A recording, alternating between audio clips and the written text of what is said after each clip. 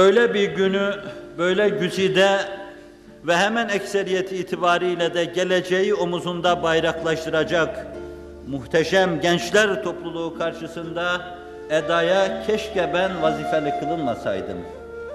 Böyle bir açılış ve Efendimiz sallallahu aleyhi ve sellem ubudiyet kaideleri üzerinde miraca irtika buyurduğu bir günü keşke söz söylemesini bilen bir söz sultanı ifade etseydi.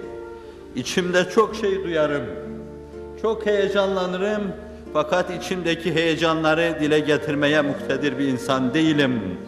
Ben o nameden müteheyyicim ki yoktur ihtimali terennümün. Ağlarım ağlatamam, söylerim dinleyemem, dili bağlı kalbimin bundan pek bizarım. İsterdim ki Hz. Muhammed Aleyhisselatü Vesselam'ı onun bağrında irtika buyurduğu mescitler, mabet ve mabetler, böyle bir mabedin açılışında en güzel ubudiyete mazhar olmuş Hz. Muhammed Aleyhisselatü Vesselam gibi bir zat ki Allah onu bize tanıtırken abduhu ve resuluhu sözüyle anlatıyor. O her şeyden evvel kuldur ama ne kuldur? Ve tekallubeke fis-sacidin sırrıyla serfiraz bir kuldur. Başını Rabbinin huzurunda yere koyduğu zaman ona aşık birisinin dediği gibi izâ secede tecellallahu fîh. Yüzünü yere koyduğunda onda Allah tecelli eder. Sağından baksanız, solundan baksanız, önünden baksanız, arkasından baksanız, kıvranmalarına onun dikkat etseniz, anlamaya çalışsanız, her halinde Allah'ın mütecelli olduğunu göreceksiniz. Ve bu muhteşem kul, o ne talihlilik ki biz o kula ümmet olmuşuz. O ne talihlilik ki çok ehli keşfin müşahadesi, rüyaya itimat eden çokların müşahadesiyle, kendisi adına yapılan bu türlü toplantıların hemen hepsinde hazır bulunuyor. Eğer benim mevcudiyetim, o kademi rasih ve kademi sık sahibim, kıyamete kadar sinelerde yadı cemil olacak Hz. Muhammed Aleyhisselatü Vesselam'ın burada huzuruna mani değilse, tereddüt etmeden söyleyeyim, o içinizdedir şu anda.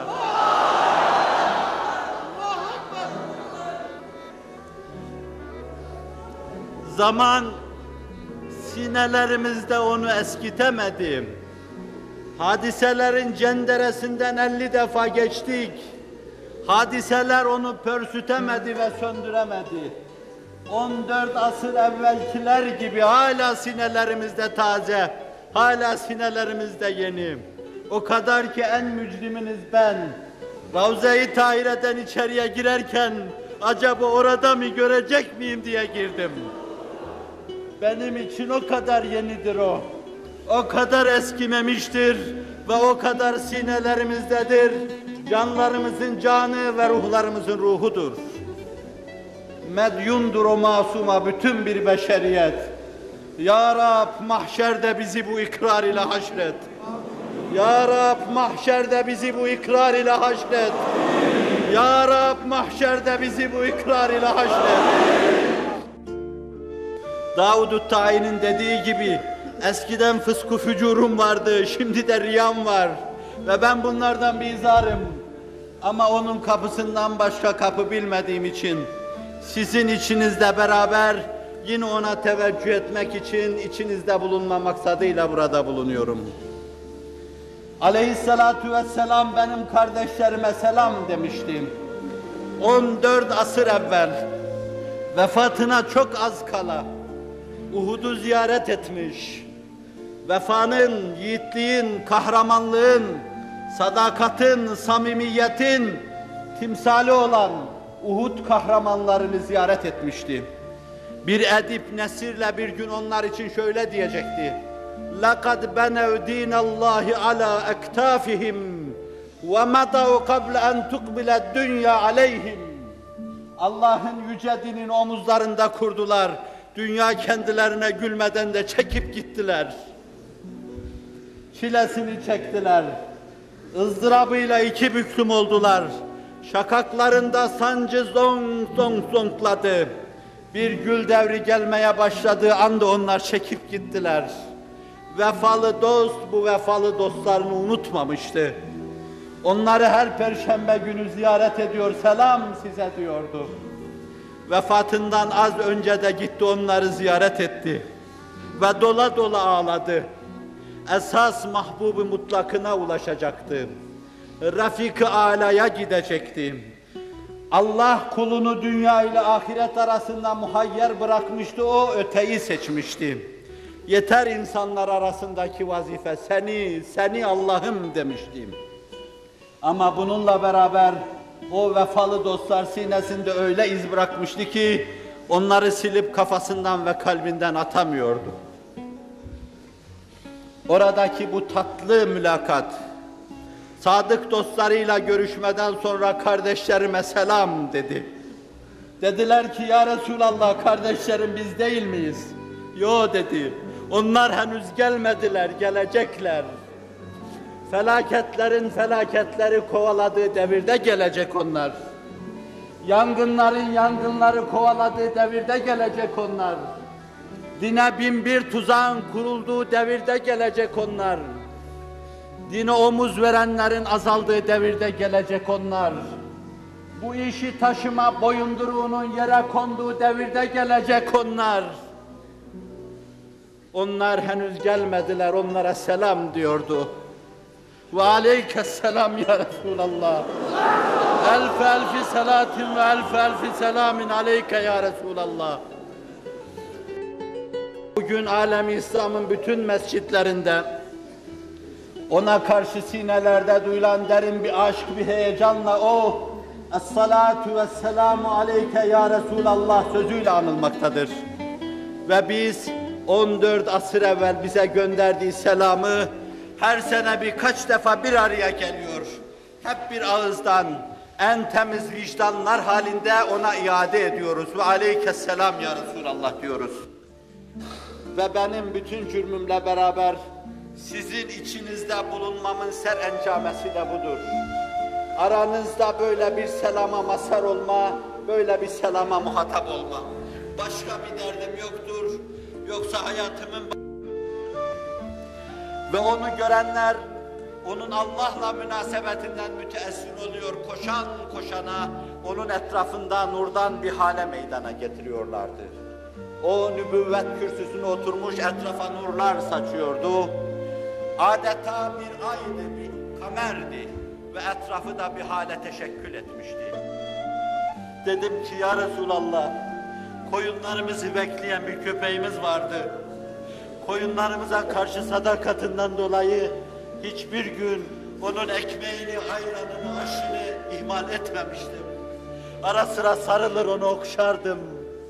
Ya Resulallah bana nasıl bakarsan bak, senden başka, senin kapından başka kapı bilmedim.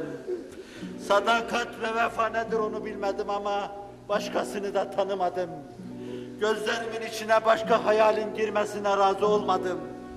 Seni unuttuğum anlar en ızdıraplı anlarım oldu.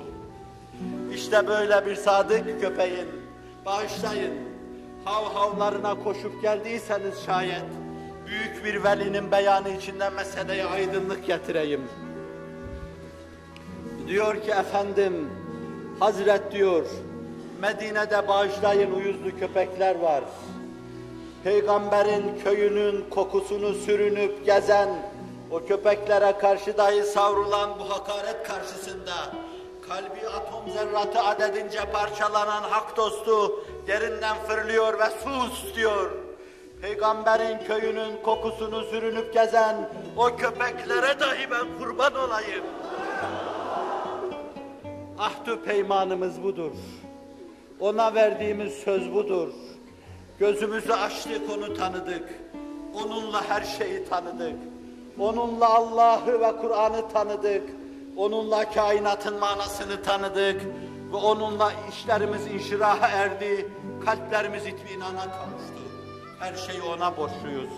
Binaenaleyh çok defa gölgeler arkasında yürüyen sizler, çok defa fani şahısların fani olmalarına işlerinizi bina eden sizler, Ben biliyorum ki siz bütün bu gölgelerin önünde, bütün bu gölgelerin mihrabında, bütün bu gölgelerin minberinde nazarınızda tek şey vardır.